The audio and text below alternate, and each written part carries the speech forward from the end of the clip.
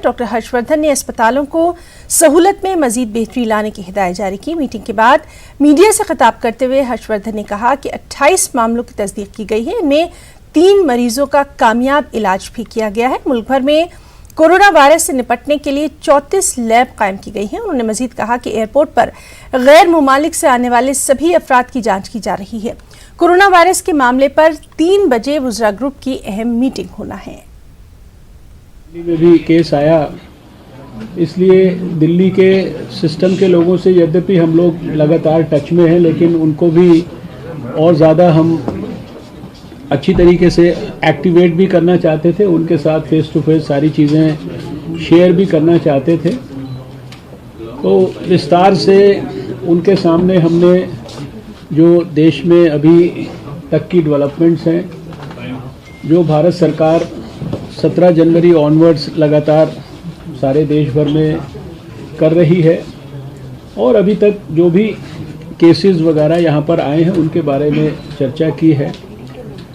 दिल्ली सरकार से भी हमने अनुरोध किया है कि अपने सभी अस्पतालों में एंटिसिपेट करके कि अगर कल को केसेस इत्यादि की संख्या किसी भी कारण से बढ़ती है या आइसोलेशन इत्यादि के लिए हमें सस्पेक्टेड लोगों को भी प्रॉपर फैसिलिटीज़ में आइसोलेट करने की ज़रूरत पड़ती है, तो वो भी अपने सभी अस्पतालों में अच्छी क्वालिटी की जो आइसोलेशन की फैसिलिटीज़, आइसोलेशन के वार्ड्स, उनको तुरंत डेवलप कर लें।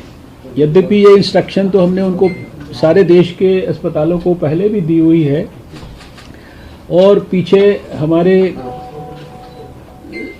विभाग के जॉइंट सेक्रेटरी लेवल के ऑफिसर्स को हमने लास्ट वीक आपको बताया था, हमने सारे देश भर में उनको भेजा था, और वो 2 दिन पहले सारे देश में हर स्टेट्स में लगभग विज़िट करके जो वहाँ पर फैसिलिटीज़ क्रिएट की गई हैं एंटिसिपेशन में आगे अगर कोई हमें ज़रूरत पड़ती है, और एयरपोर्ट्स पर वो सारी की सारी वो देखकर वापस आए हैं।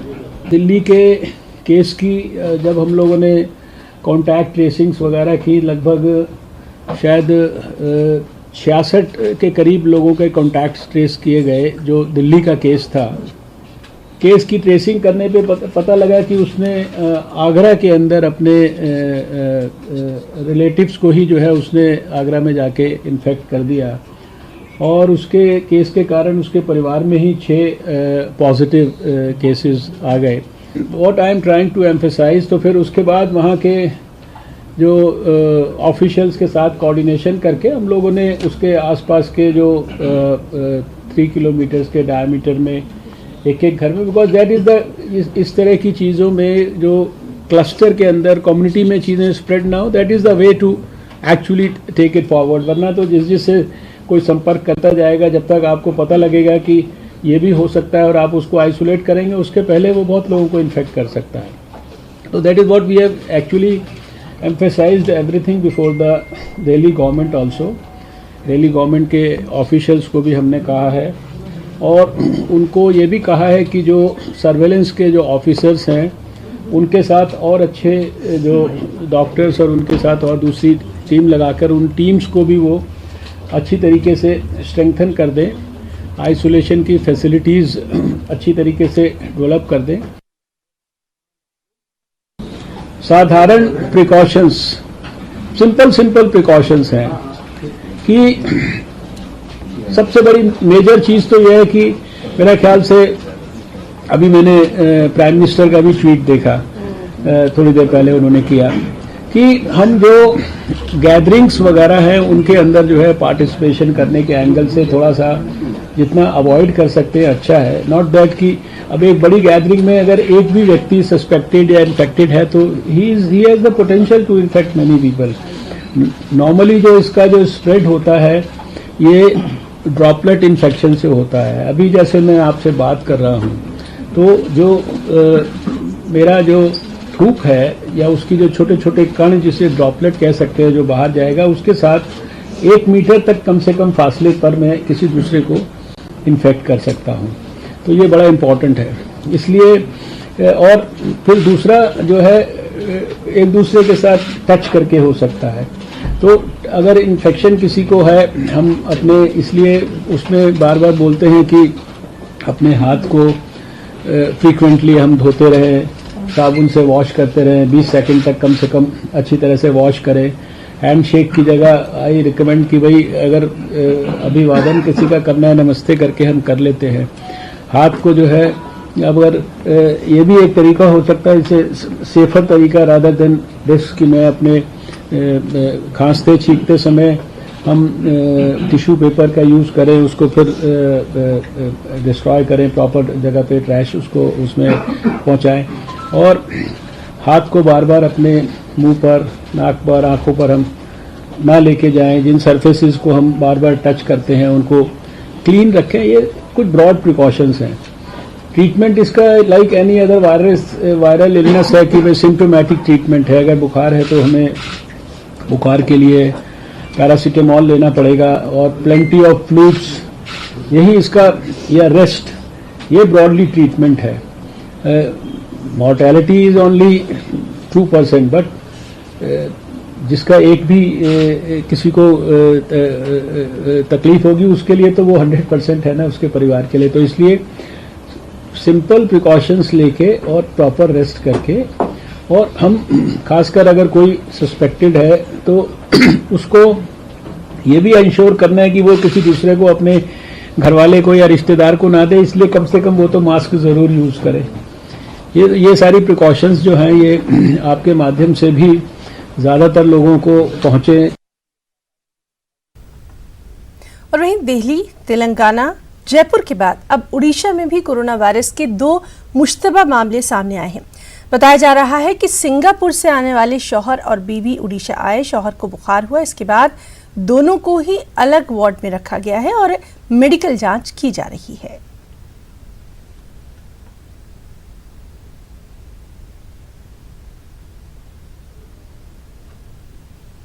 एक और अहम खबर, वज़ीर-ए-आज़म नरेंद्र मोदी इस साल कोरोना वायरस की वजह से होली मिलन के किसी भी प्रोग्राम में शामिल नहीं होंगे।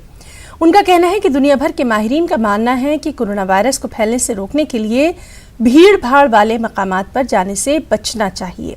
वज़ीर-ए-आज़म ने अपने ट्वीट में लिखा कि वो इस बरस होली मिलन के किसी प्रोग्राम में शामिल नहीं होंगे और उन्हें आवाम से भी भीड़ भाड़ वाली जगहों पर जाने से परहेज करने को कहा है।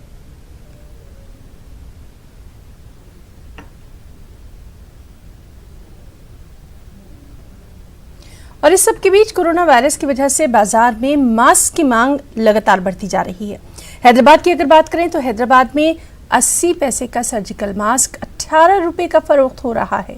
हमारे नुमाइंदे संजय तिवारी ने मार्केट का जायजा कुछ यूं लिया। हैदराबाद में कोरोना वायरस पॉजिटिव मरीज के पाए जाने के बाद से लोगों में थोड़ी सी चिंता बढ़ गई है। अलर्ट हो गए हैं लोग और अब मास्क खरीदने के लिए निकले हुए हैं। मैं इस समय हैदराबाद के रानीगंज इलाके में मौजूद है। ये पूरा मार्केट मास्क और इस तरह के सेफ्टी गियर्स के लिए यहाँ पर सामान मिलता है। और इस दुकान में देखिए सुबह से मास्क लेने वालों का तांता लगा हुआ है। अभी 11 बजे का सुबह का वक्त है और ये देखिए तमाम ग्राहक सुबह से पहुँचे हुए हैं जो मास्क खरीद रहे हैं। तरह तरह के मास्क यहाँ पर मौजूद हैं और वो लोग ले रहे हैं और उनको लगता है कि इससे उनकी सेफ्टी बढ़ेगी।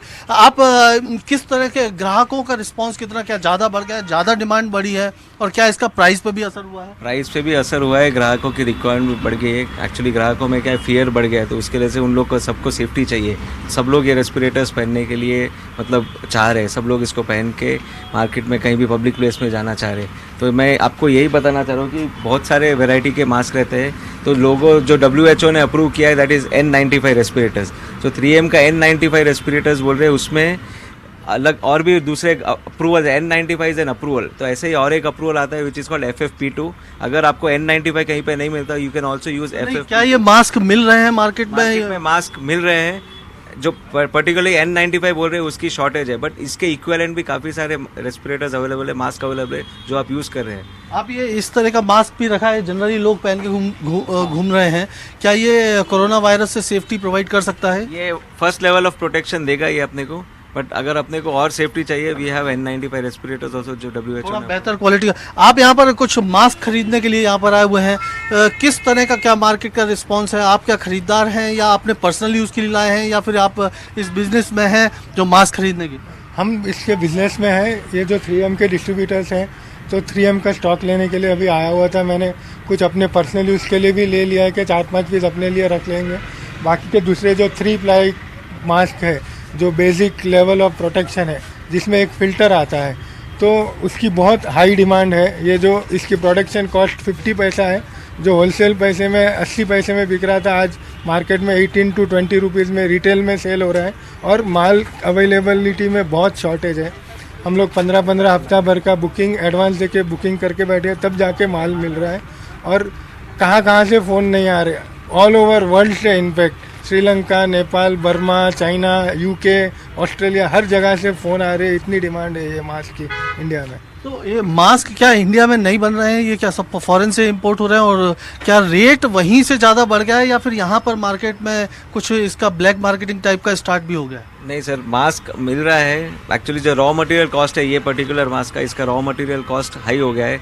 जो पर्टिकुलर इलास्टिक इसका जो रहता है दैट उसका शॉर्टेज हो गया है, तो उसके लिए इसके प्राइसेस बढ़ रहे हैं। मार्केट में जो माल की डिमांड ज़्यादा, और ये डिमांड और सप्लाई का नियम मार्केट में चलता है, इस समय डिमांड बहुत ज़्यादा है, उतना प्रोडक्शन नहीं है। जाहिर तौर पर जो प्रोडक्ट है उसकी कॉस्ट बहुत ज़्यादा बढ़ गई है, लेकिन लोगों को लग रहा है कि किसी भी तरह से वो मास्क किसी भी कीमत में उनकी जान से ज़्यादा नहीं है, इसलिए लोग मास्क खरीदने के लिए निकल रहे हैं। और ज़ाहिर तौर पर इसी वजह से मार्केट में एक शॉर्टेज बन गया है। हालांकि डॉक्टरों का कहना है कि बहुत पैनिक करने की ज़रूरत नहीं है, सरकार का भी कहना है पैनिक करने की कतई ज़रूरत नहीं है। थोड़ा सा प्रिकॉशन लेंगे तो उससे कोरोना वायरस से आराम से बचा जा सकता है।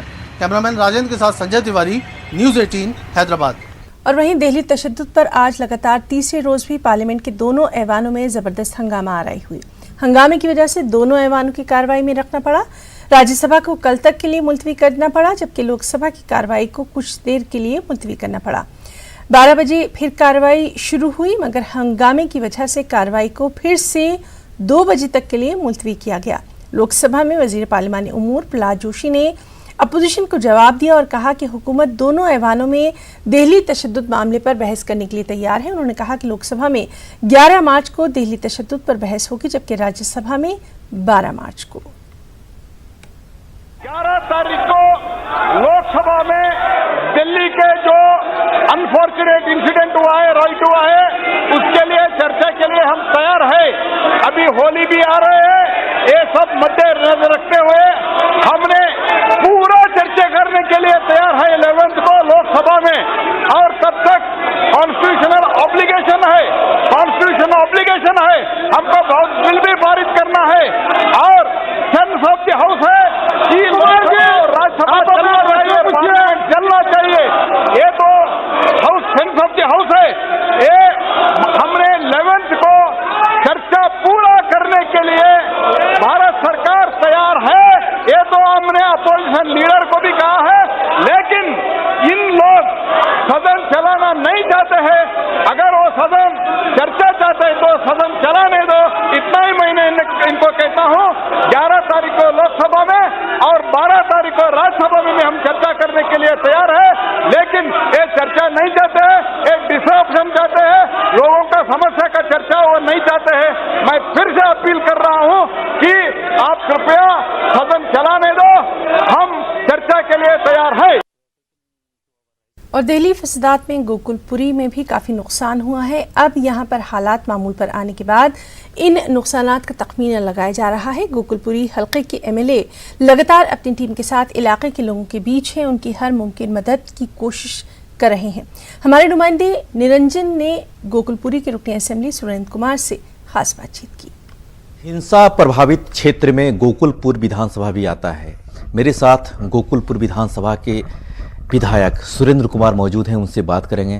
सर, आपने लगातार हिंसा प्रभावित इलाकों में दौरा किया है, किन किन लोगों से बात हुई है, कितनी क्षति हुई है, किस तरह से लोगों से मिल रहे हैं आप? मेरे करीब कम से कम 300 दुकानों का नुकसान हुआ है और करीब 60-70 मकानों की लूट खसोट आगजनी का भी काम हुआ है। तो लगातार एक हफ्ते से उनके बीच में हूँ। कल भी गए, परसों भी गए, उससे पहले भी गए, उससे पहले सीएम साहब का भी हमने दौरा कराया।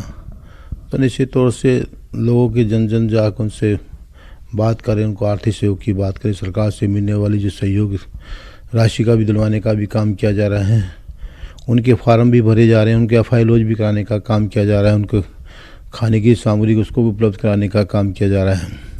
लेकिन क्षेत्र की क्षति बहुत हुई है।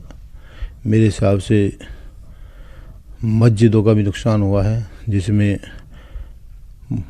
सिलेंडर रखकर उनको फाड़ा गया। वहाँ पर बहुत बड़ा नुकसान हुआ क्षेत्र में, और क्षेत्र में 3-4 दिन हाहाकार मचा रहा।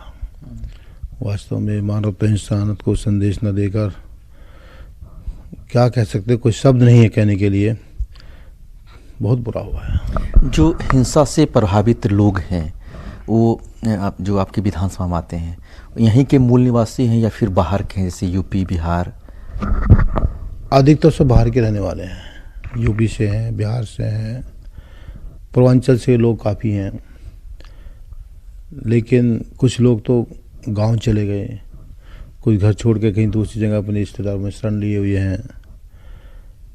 ऐसा लगता है चिन्हित करके उनके साथ ये क्या किया गया हो। मतलब तो आपको क्या लगता है कि पहले से ही प्री प्लानिंग था ये इस हिंसा, इस घटना को देने के लिए, अंजाम देने के लिए? रिप्लान तो हुआ है, इसमें कुछ शक की बात नहीं है, क्योंकि उसमें हिंदू के साथ का भी नुकसान हुआ है, मुस्लिम का भी हुआ है। हुआ तो दोनों का हुआ है, ऐसा नहीं है, लेकिन लगता है कुछ बाहर के लोग आकर उन्होंने यहाँ पर कुछ हमला किया हो। चलिए, हमसे बातचीत करने के लिए शुक्रिया। कैमरामैन गौरव गिरी के साथ निरंजन सिंह, न्यूज़ 18 दिल्ली। और मुंबई में शाहीन बाग की तर्ज पर एहतजाज जारी है। मुंबई के मोरलैंड रोड पर खवातीन की क़यादत में गुज़िश्ता एक महीने से ज़्यादा अरसे से एहतजाज जारी है। एहतजाज में समाजवादी पार्टी के कारकुनान भी शरीक हैं। इस मौके पर अपना टाइम आएगा, NRC जाएगा के नारे भी गूंजे।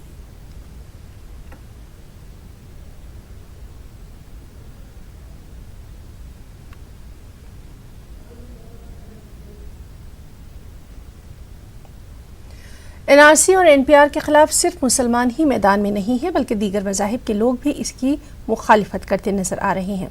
चाहे दलित हो, आदिवासी या फिर भटकी समाज, सभी NRC से मुतासिर होंगे। मुंबई के आज़ाद मैदान में पसमानदा तबक़ात के अफराद ने एहतजाज करते हुए NRC और NPR और EVM की भी मुखालिफत की। उन्होंने NRC को मुल्क के शहरियों के खिलाफ करार दिया। हमारे साथी मोहिउद्दीन ने यहाँ के एहतजाज का जायजा लिया। NPR, CA और NRC के खिलाफ न सिर्फ मुसलमान बल्कि नॉमेडिक ट्राइब, खाना बदोश, भटकी जमाती और पसमानदा तबक़ात भी सड़कों पर आ चुके हैं। आज आज़ाद मैदान में जो है वो पसमानदा तबक़ात ने एहतजाज दर्ज किया और उनका ये कहना है कि जो कानून है, ये कानून जो है वो न सिर्फ मुसलमानों के ख़िलाफ़ है बल्कि दलित समाज, पसमानदा समाज, नॉमेडिक ट्राइब्स, खाना बदोश और ऐसे तमाम के तमाम जाति जमाती के ख़िलाफ़ है और ये कानून वापस होना चाहिए। इसी के साथ साथ इन्होंने EVM का भी विरोध किया है, मुखालिफत की है। चलिए इन्हीं लोगों से बात करते हैं कि मतलब इनकी मंशा क्या है। आप लोग यहाँ पे जो जमा हुए हैं, किस मुद्दे के तहत जमा हुए हैं और आपको क्या कहना है?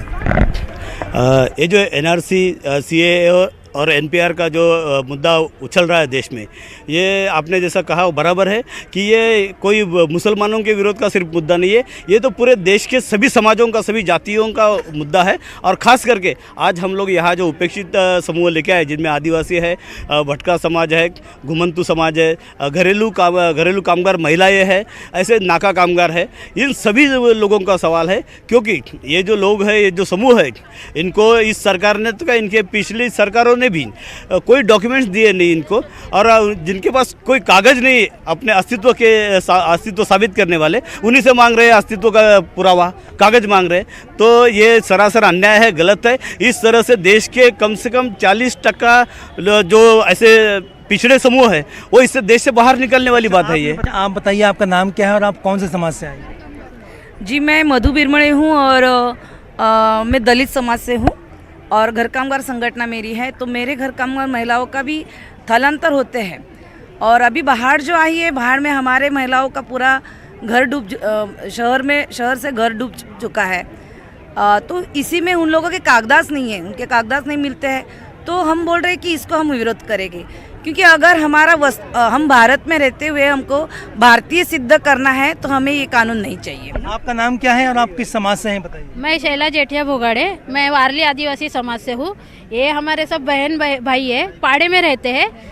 उनके घर इस तरह है कि झोपड़ी है, उनको ना कुछ सुविधा है, ना पानी की सुविधा है, ना लाइट की सुविधा है, ना रास्तों की सुविधा है। आज भी जंगल खेड़े में रहते हैं, पर आज तक सरकार ने उनका कोई ख्याल नहीं रखा, कुछ पूछने तक नहीं आए उनके। क्या इतना 70 साल आज़ादी के हो गए, इनके पास डॉक्यूमेंट्स हैं क्या? जो डॉक्यूमेंट्स वो पढ़े ही नहीं, उनको ना एजुकेशन का, जब लाइट पानी ही नहीं दे रहे, एजुकेशन ही नहीं दे रहे, तो कहाँ से वो लाएंगे? हाँ, तब तो पूछने कोई नहीं आया कि तुम्हें एजुकेशन मिल रहा है, पानी मिल रहा है, ये मिल रहा है। आज तुम डॉक्यूमेंट्स मांगने आए तो कहाँ से लाके देंगे? आप क्या डॉक्यूमेंट्स देने वाले हैं जब ये एनआरसी के लिए आने वाले हैं? हम ये सब का विरोध करते हैं। संगठन के थ्रू अगर होता है तो हम उनको सपोर्ट करेंगे, संगठन हमारे जो करेंगे वो करेंगे, लेकिन हम इस NPR NCR का विरोध करेंगे क्योंकि हमारा जो गरीब आदिवासी समाज है उनको तो मूलभूत सुविधा 70 सालों में नहीं दिया, तो कहाँ से प्रूफ करेगा?